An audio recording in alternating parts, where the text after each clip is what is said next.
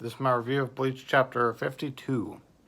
We open again with Renji and Byakuya, where we last left off, looking at Rukia, and even more so than the last panel of the last fucking chapter, Renji just looks fucking evil in this panel. And he reiterates, they're there either to capture or kill her. So it seems like it's obvious that Kubo didn't know what he was going to do with Renji yet. He had no plans for him yet. And it's really weird because he does a complete 180 later, and you can't ever imagine him being this way, and there's no reason for him to be this way, even in retrospect. This is just a weird thing with Renji here. Then we have a cover of Rukia laying on fucking debris. Detritus. I don't know what that's meant to represent, but she's doing it. And if we come back into the story, she's just running through the streets. We get the flashback to her sitting down with Orihime and her friends, and Mahana, who has like a perm going on, asks Rukia just outright if she's dating Ichigo. Michiru, who I don't know how to distinguish her among Orihime's friends. She's like the most unremarkable looking of them, I guess, except for the jogger. She says that was very forward, and Mahana says that that's what they all wanted to ask, but they wouldn't do it. Tatsuki says that Michiru doesn't like Ichigo, and she says that's not true. She just finds his face intimidating. Orihime thinks he has an interesting face.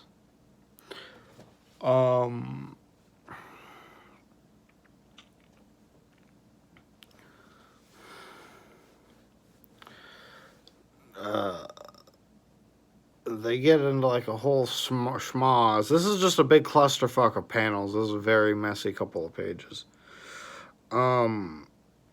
Chizuru basically just talks about how she wants to be with Orihime, and that's all that matters.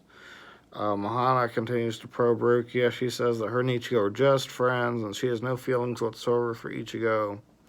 Then Orihime thinks about how they both could have pursued him, and how it would have been better for him if they were. And Tatsuki says that she has it confused, and then Chizuru talks about dressing up like a man to see if that would get Orihime into her.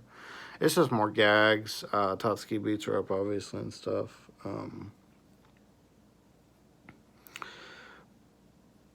Rukia begins to lament letting her emotions kind of get the better of her, becoming so attached to everything in the world. It's unbecoming of a Shinigami to do so. And she thinks that she says out loud that she thinks she stayed in the living world for too long, and then from behind her, someone tells her that they agree with her that she stayed for too long. And she turns around, and it's Renji, of course.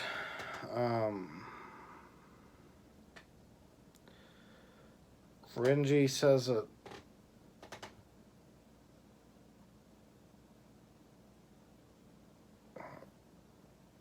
longer than this show always. What do I mean by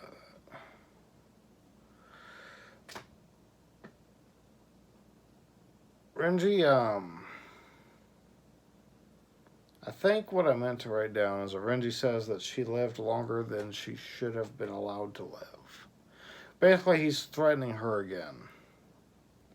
Saying like, oh, you should have been killed a long time ago or something. I don't remember it.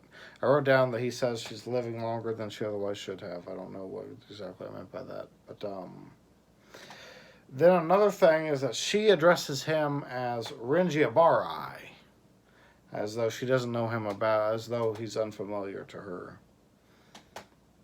And so just Renji, it's Renji Abarai, you know. It's strange, and then he comes down and he fucking cuts down like that and tries to kill her. Like I said, very weird, very bizarre given the stuff we find out later and where their characters end up. This is so... You can never see this being a thing. There's no justification for it. It's just weird. And it just makes you wonder what Kubo's original idea for the whole Soul Society thing was. Who was going to have what connection? Where was all the characters going to be in relation to Rukia and stuff?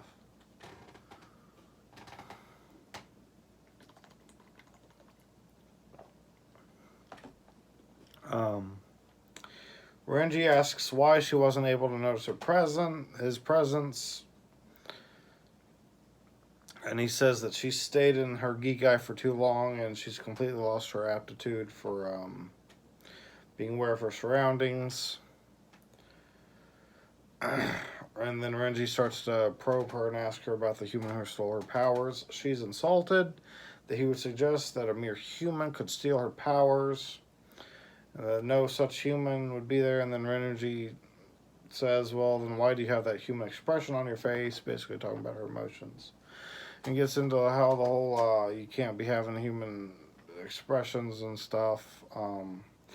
And then it gets real weird, because he brings up that they grew up together in the Rukon district, and that she was adopted by the noble Kuchiki clan. So once again, I have to ask, how much did Kubo have planned out about their fucking backstory? Because if they're goddamn childhood friends, and he had that idea here, why is Renji not only trying to kill her, but threatening to kill her? He shouldn't even threaten to kill her. Because it's not even in another 100 chapters he's going to be wanting to risk his life to save her. It's just so weird. It's so strange.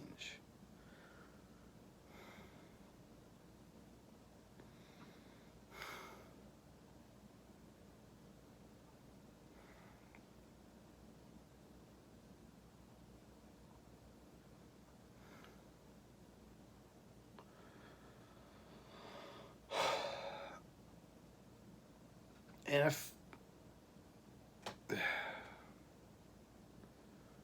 I don't know. And then, as he's talking about her history, he's like, isn't that right, Captain Kuchiki? And her eyes get wide, and she turns around, and Byakuya is right there, and she's face to face with him, calls him brother, and then Renji shows up behind her and swings his sword, and Rukia dodges it, and then Renji says that they were given permission to kill her over the law enforcement of the Soul Society, so they can carry out her execution right now. And he says that he allowed her to dodge that one, and she knows that he allowed her to dodge it, and then with the next one, he's going to cut her. And asks her where the human is. Again, that doesn't make sense, given that Renji and her's backstory was already somewhat in Kubo's head at this point. It's so strange. And then Renji dodges an attack, and he turns around, and then someone begins talking about how they're attacking a defenseless person at night. And we see it's Uryu, and he has his bow out, and he's still somewhat injured, and he says that he's a... Renji asks who he is, and he says he's a classmate who hates Shinigami. And then in the corner is a picture of Ichigo at home with the food still, saying he's going to eat it. It's just, this whole Renji thing is so strange. And I'll reference this probably for the rest of the fucking series, because it is so strange. What justification was there for Renji not just to threaten to kill Rukia, but try to injure and kill her? It's so weird. Byakuya I get, but Renji just doesn't make any sense whatsoever. And the evil expressions and shit.